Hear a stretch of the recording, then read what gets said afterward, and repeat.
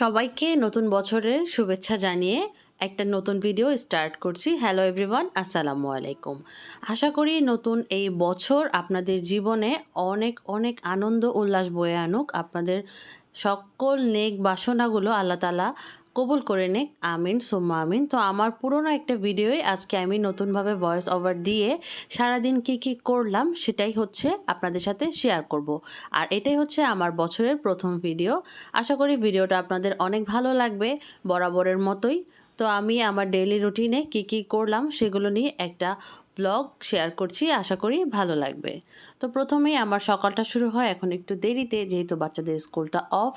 আগের দিন রাতেই হচ্ছে আমি চিয়া সিডস ভিজিয়ে রেখেছিলাম, এটা আমি প্রায় ৩-৪ মাসের মতো অফ রেখেছিলাম। এখন আবার নতুন করে শুরু করেছি, অল্প একটু তোকমা দিয়ে আবার কিছুক্ষণের জন্য ভিজিয়ে রাখবো।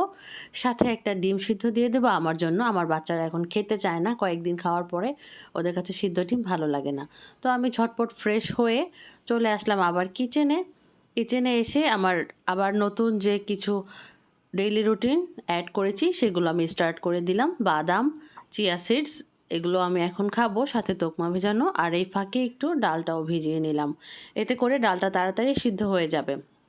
তারপরে একটু ফ্রুটস কেটে হচ্ছে টেবিলে রেখে দিব, যার যখন ইচ্ছা খেয়ে নেবে। তো আমি বসে বসে প্রথমে চিয়া সিডস খাওয়ার পরে এখন আমার ডিমটা খেয়ে নিচ্ছি, ঠান্ডা হলে এটা ভালো লাগে না। আর নতুন একটা জিনিস অ্যাড করেছি, সেটা আপনাদের সাথে শেয়ার করছি। এটা হচ্ছে ভিটামিন সি বুস্টার টাইপের কিছু। তো এখানে আমি অ্যাড করেছি হচ্ছে কমলা, আদা, বিটরুট আর কাঁচা হলুদ, আমলকি, সাথে 2 পিস লেবু। এটা আমার 3 থেকে 4 দিনের জন্য, যেহেতু আমি একা খাই অল্প অল্প করে খেলেই হয়ে যায়। তো এখান থেকে আমি এখন কিছু বানাবো, আর হচ্ছে বাকি 3 দিনের জন্য এটা সুন্দর করে আবার বক্সে করে নর্মাল ফ্রিজে রেখে দিব। বের করে শুধু অল্প অল্প মেজারমেন্টে নিয়ে এটাকে ব্লেন্ড করে নিলেই কিন্তু হয়ে যাবে। এখানে চাইলে কিন্তু আপনারা গাজরও অ্যাড করতে পারেন। গাজরে কিন্তু প্রচুর পরিমাণ ভিটামিন এ আছে, তো এটা কিন্তু অনেক বেশি হেলদি। তো দেখি এটাও কতদিন কন্টিনিউ করা যায়। মোটামুটি 15-20 দিন তো হয়ে গেছে এটা আমি খাচ্ছি। তো এটা আমাদের কিন্তু ব্লাড সার্কুলেশনের জন্য অনেক ভালো, স্কিনের জন্য ভালো, যেহেতু এটা ভিটামিন সি এর একটা খাজানা টাইপ। তো এখানে আমি 1 পিস লেবুটাও ভালো করে চিপে দিয়ে দিলাম। ভিটামিন সি যে কতটা উপকারী যত বয়স বাড়ে তত আমরা বুঝতে পারি।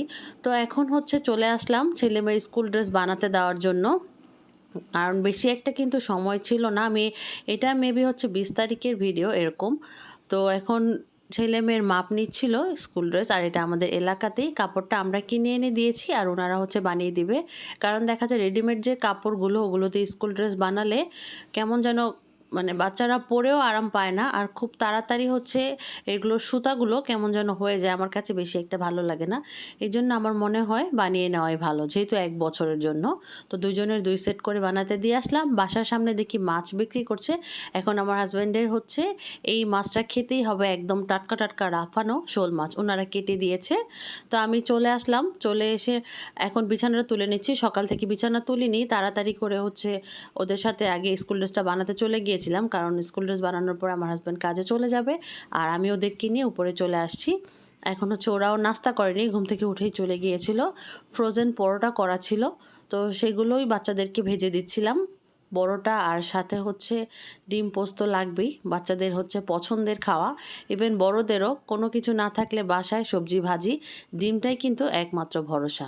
তো এভাবে করে আমি পরোটাগুলো ভেজে নিচ্ছিলাম।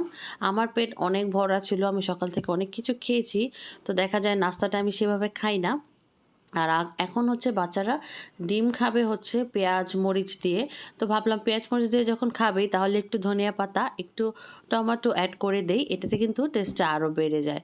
তো 2 জনের জন্য 2টা ডিম নিয়ে বেশ সুন্দর করে হচ্ছে ফেটিয়ে নিয়ে এখন আমি এটাকে বড় করে ভেজে মাছ বরাবর কেটে ওদেরকে দিয়ে দিব।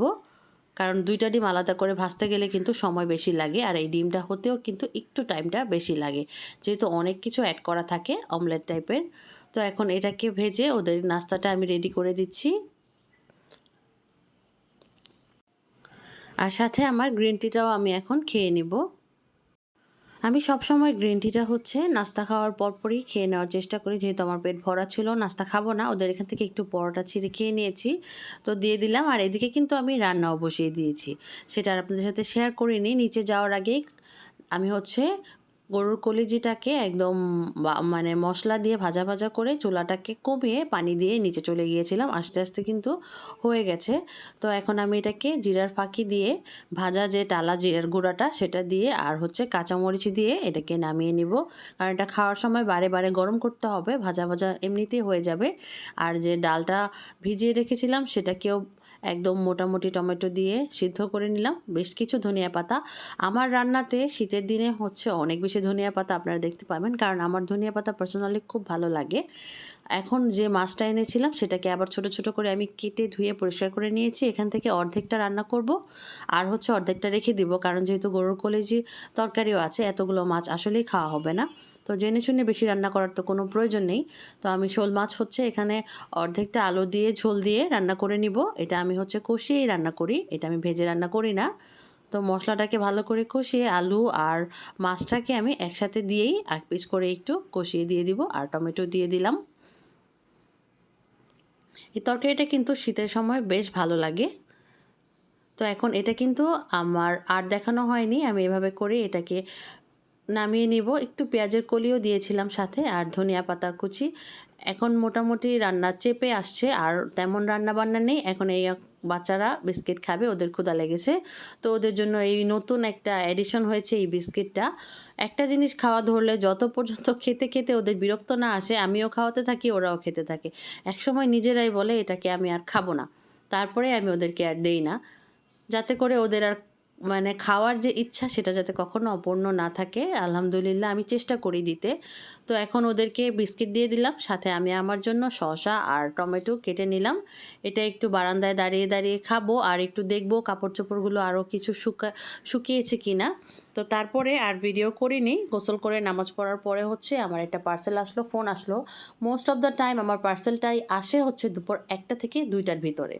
সেটা দারাজ থেকেই হোক অথবা স্ট্রিট ফাস্ট থেকেই হোক। এটা হচ্ছে স্ট্রিট ফাস্টে ওনারা কুরিয়ারে দিয়ে দিয়েছিল। আমি এই ফুলদানিটা অর্ডার করেছিলাম। এইটার পেজটার নামও হচ্ছে ফুলদানি।